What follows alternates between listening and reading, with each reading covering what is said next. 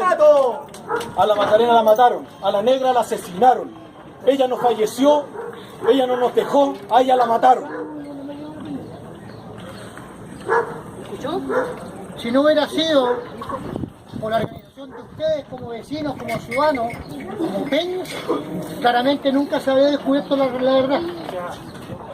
Y así como estuvimos en Trafún apoyando y vamos a seguir apoyando a Trafún, porque siempre es más poderoso, el que tiene más recursos, a ese se lo protege, su municipalidad y su alcalde van a proteger los intereses de los que somos menos, pero somos más, somos menos en recursos, pero somos más dignos como personas, porque protegemos este territorio que es de todos.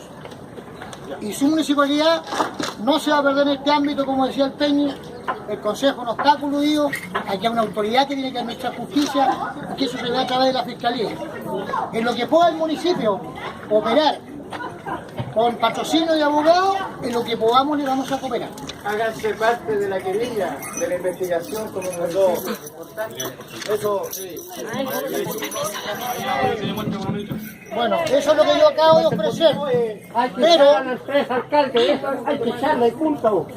El municipio tiene que aquí tomar parte. lo que pasa es que yo quiero una cosa que todos la sabemos también.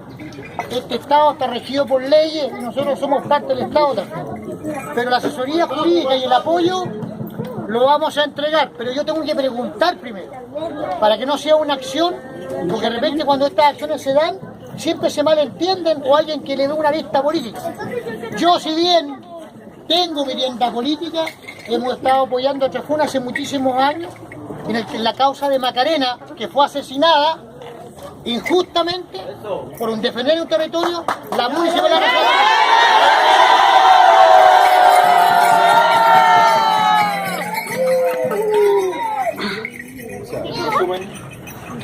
tiene nuestro apoyo, podemos también ser parte de la querella que debemos presentar y la demanda y lo vamos a estar apoyando como su municipalidad. ¿Ya? Que se haga justicia en Chile y la justicia va a partir desde Liquiñe, Panguipulli, desde este territorio.